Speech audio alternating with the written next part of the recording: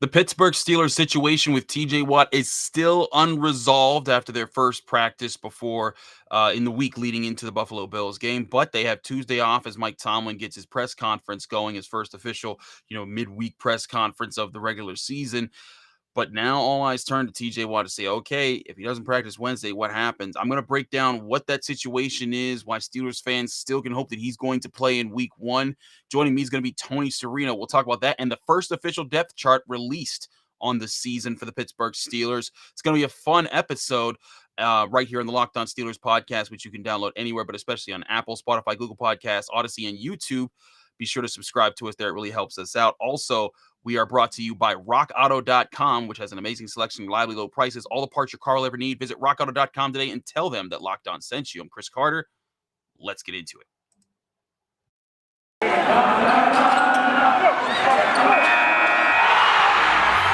You are Locked On Steelers, your daily Pittsburgh Steelers podcast, part of the Locked On Podcast Network, your team every day.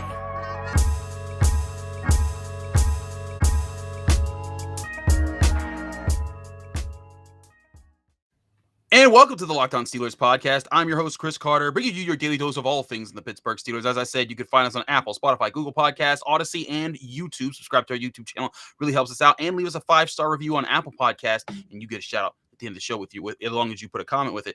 Joining me today, as always, on Tuesdays, is Tony Serino, because it's not just any Tuesday. It's time for a Tony Tuesday. Tony, welcome back to the show. It's not just any Tony Tuesday, because it's a game week Tony Tuesday. Hey, we got Tony to do the yell. Hey, I'm back. Let's go. I'm excited, Chris. I'm excited. I know we got some little downer news about TJ, what we're going to talk about, but it's game week. The offseason is over. We're ready to prepare. We're on to Buffalo. We're on to Buffalo. That's what it's about right now. And here's the thing is that I always get to this point of the year. I'm like, how did I make it through the offseason? How did I do a show Monday through Friday? Every day of the week. A great show, Monday through Friday, by the way. Thank you. That's a good friend. That's why he always comes back on the show. He pumps me up.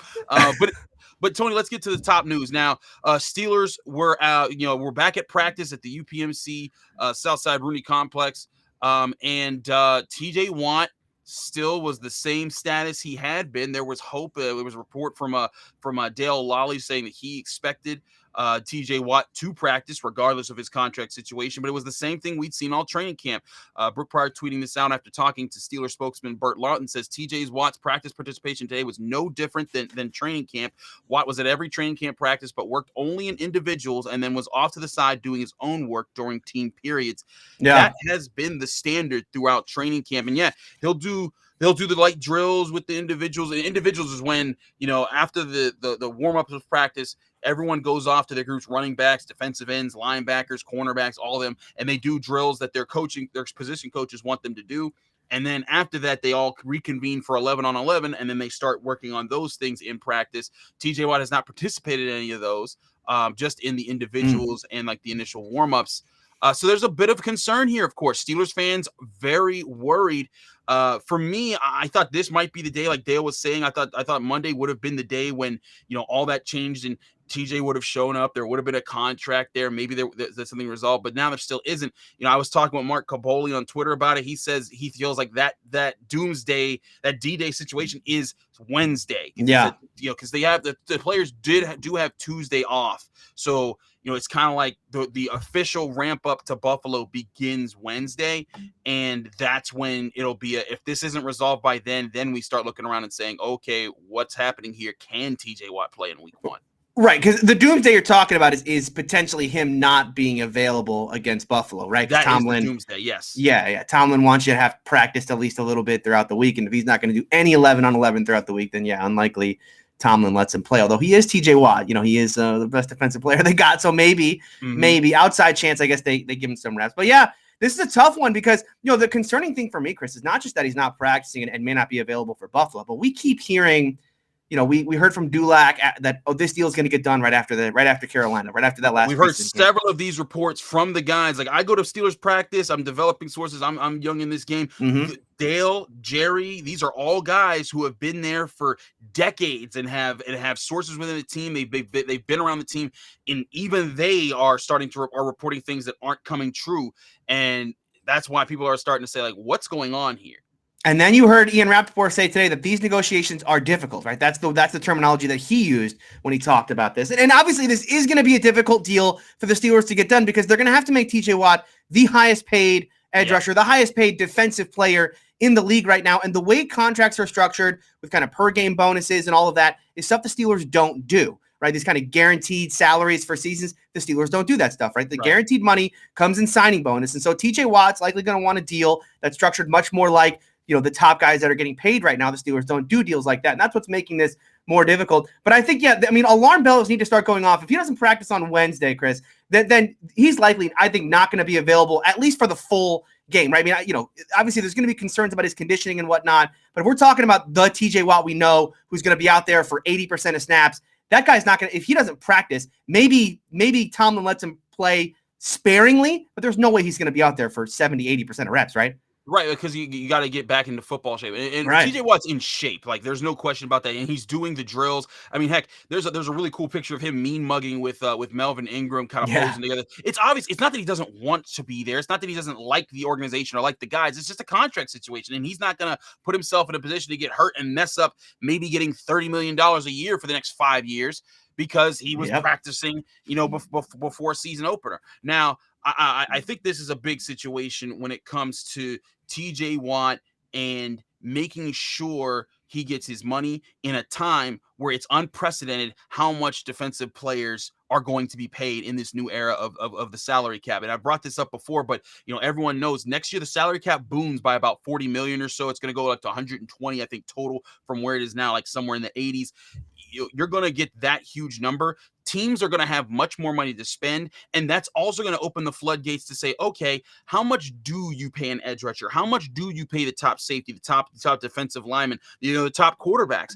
All these with this new money comes with it new spaces to pay your superstars. And so where I see the difficulties that Ian Rappaport's talking about is that TJ Watt's side is saying, look, yeah, sure, you guys wouldn't have paid this to the top defender in the old days, but this is the new era of salary cap football. There's a lot more money to be had, and TJ deserves a cut of this pie. And the Steelers are saying, listen, we respect that, we get that, we want this guy to be a Steeler for life, but it ain't that sweet. We gotta make sure that we pay Minkah Fitzpatrick.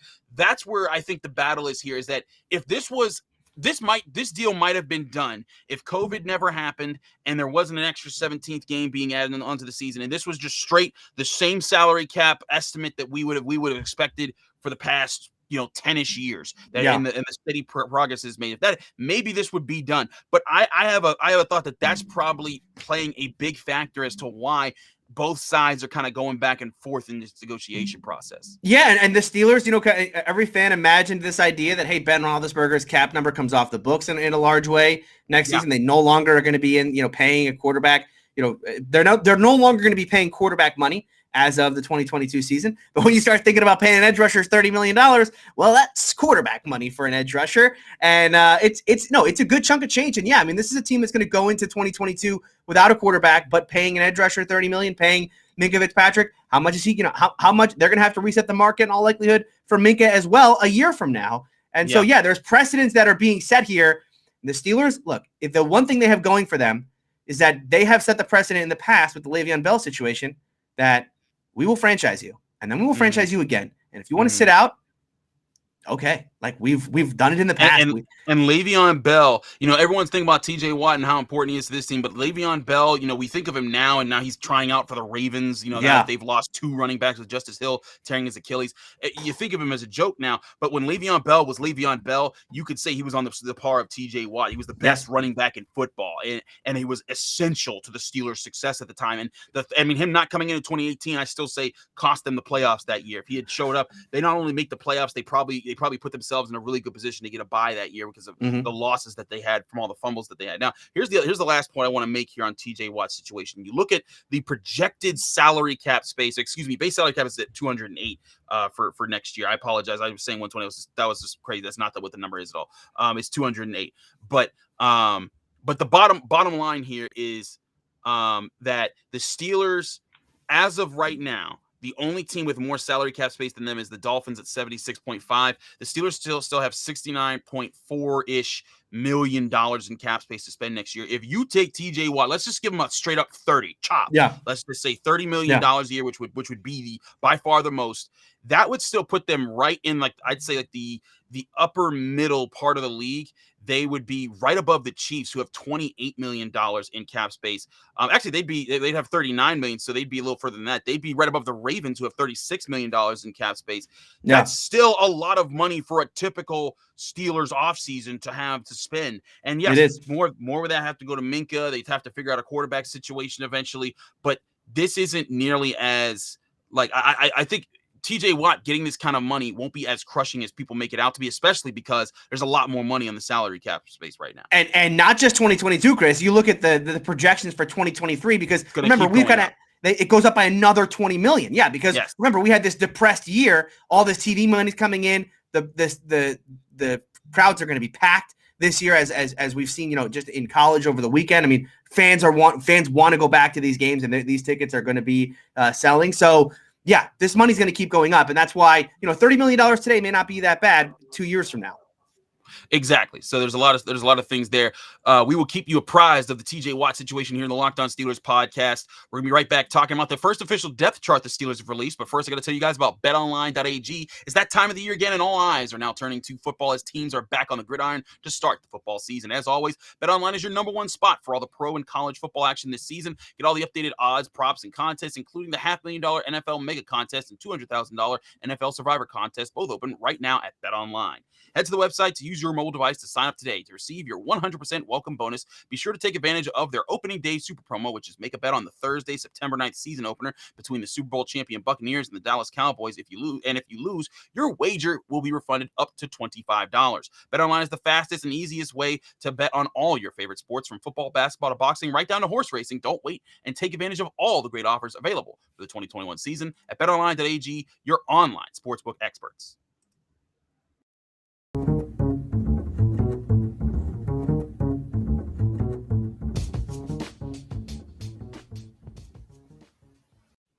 Back here on the Locked On Steelers podcast, I'm your host, Chris Carter. Continuing a Tony Tuesday with Tony Serino. You can find this podcast on Apple, Spotify, Google Podcasts, Odyssey, and YouTube. Check us out there. Watch us, listen to us, rate us 5 stars, all those things. Now, I want to get into this depth chart, Tony, because let's knock out the obvious things, right? All training camp, the people go, oh, Kendrick Green, he's not the starting center. Oh, he's not the. It's J.C. Hassenauer. That's your starting center. And everybody who was going to practice, going to train, even if you didn't know, if you knew what the deal was, you know this is what the Steelers do with rookies. And now here comes the first official training camp, and who's the starting center? Kendrick Green. Shocker. I mean, it's just it was one of those things when people were talking about this. I'm like, dog, just stop. Like, he's going to be the starter. Just cut it out. Now, offensive line wise, they did announce officially Dan Moore Jr., the starting left tackle. Kevin Dotson starting left guard, Kendrick Green at center, Trey Turner right guard, right tackle, Chukuma Okorafor. They have Joe Haig as the swing tackle behind both tackle positions, Rashad Coward the backup left guard, with BJ Finney the right guard and potential center, but J.C. Hassenauer listed as the top replacement at center. Mm-hmm. Bottom line here, obvious that, this got impacted by Zach Banner's injury. We don't know how soon he'll be back. He's on injured reserve. He could be back in 3 weeks. Maybe that happens. We hope his rehab continues in a positive direction. But it's clear Dan Moore Jr. did the thing in training camp to give them confidence, because if he wasn't good, I mean, we've seen this team, they just traded for a cornerback, they're making other moves. If he wasn't good enough, they would have went and got themselves an offensive tackle, either one that was cut from waivers, one that they saw in free agency, or traded for one that they felt like, hey, you're a veteran NFL guy, solid, we like you enough to say that we'll bring you in here. But they didn't do that. That tells me there's a lot of confidence in Dan Moore. Love it. And as I said on my show, Steeler Country, I think Dan Moore takes his position and doesn't give it back. I think this is that kind of situation where Dan Moore is going to be a solid enough left tackle that even if Zach Banner were to come back healthy, I don't think Chooks takes back over on that left side. That's a good question. Because here's the thing: if Dan Moore Jr. plays very well on the left side, I agree. They won't. Yeah. You know, Chukuma Okorafor will they'll probably keep him at the right position behind Zach Banner, and maybe it'll be a thing. Like, you know, maybe Zach Banner needs to warm back up when he gets back back to full strength. So that's just what that's what that is. Now, other thing here, they listed 2 tight ends as a starter. This is something that I see in college football a lot when they haven't officially announced something. But Eric Ebron and Pat Freiermuth both listed as starting tight ends in the offense. A little out of the ordinary here for the Pittsburgh Steelers, but it shows that they're also really excited about Pat Freiermuth. And it gets me excited about it, Chris, because, you know, my brother was asking me today, said, Tony, how big a sleeper is Freiermuth, right? Is he worth taking in fantasy? And I said, look, you know, the problem I have was that I don't know how many reps he's going to get. Like, you know, how much are they going to use 12? How much are they going to use him instead of Ebron?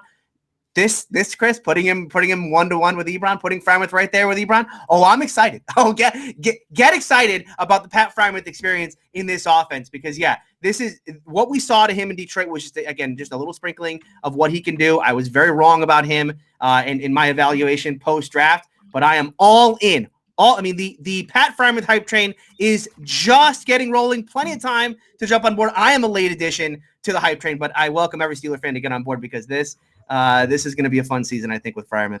Tony, how many hype trains are you on?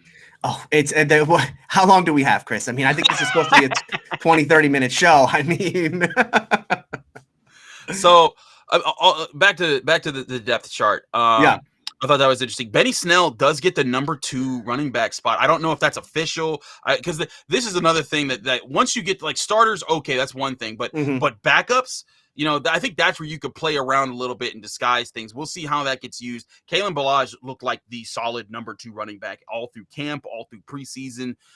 You know, I know that Mike Tomlin loves him some Benny Snell. He says, like, you know, I want to see that guy that I saw at Kentucky. So maybe there's something there. I don't know. Chris, if I have to watch Benny Snell run into the back of an offensive lineman on 3rd and 1 again, I need to find a new hobby. I'm going to have to find a new hobby. I need out of this. I can't do it.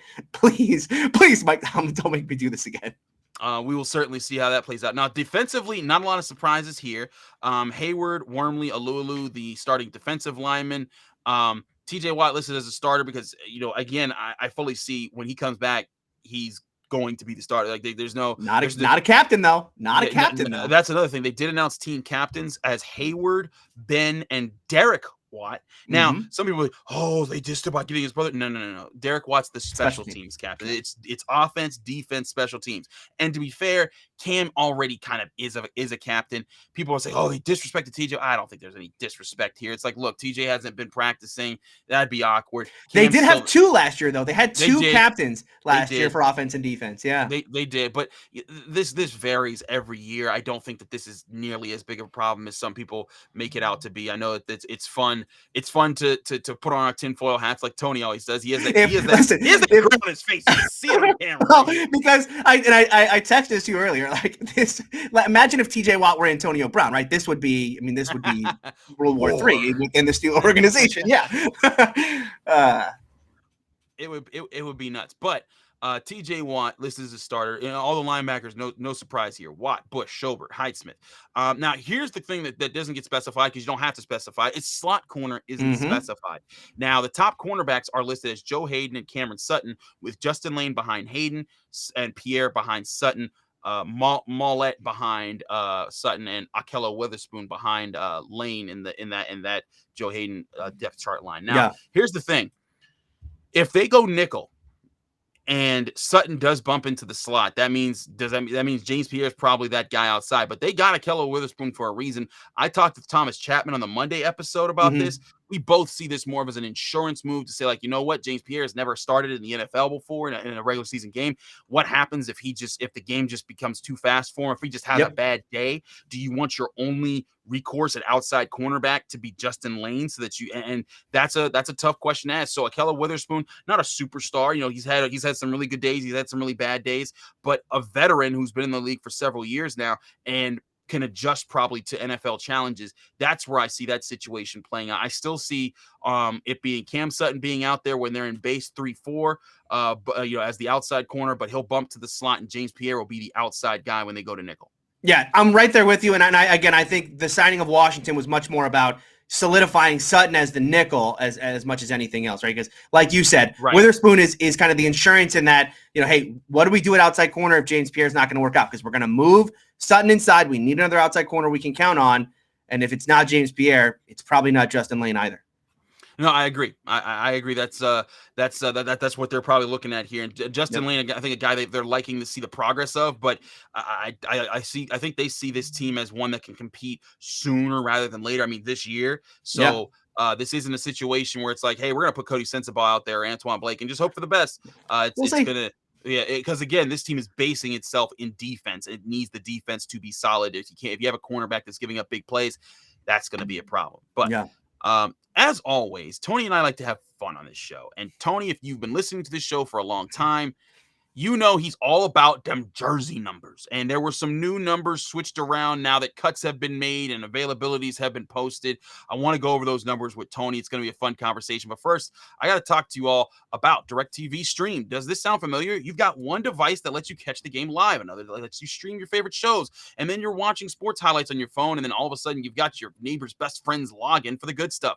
Well, I want to tell you about a simple way to get all the entertainment you love without the hassle, and a great way to finally get your TV together. It's called DirecTV Stream, and it brings your live TV and on-demand favorites together like never before, so you can watch your favorite sports, movies, and shows all in one place. That means no more juggling remotes and no need to buy another device ever again. And the best part, there's no annual contract, so get rid of the clutter and the confusion and get your TV together with DirecTV Stream.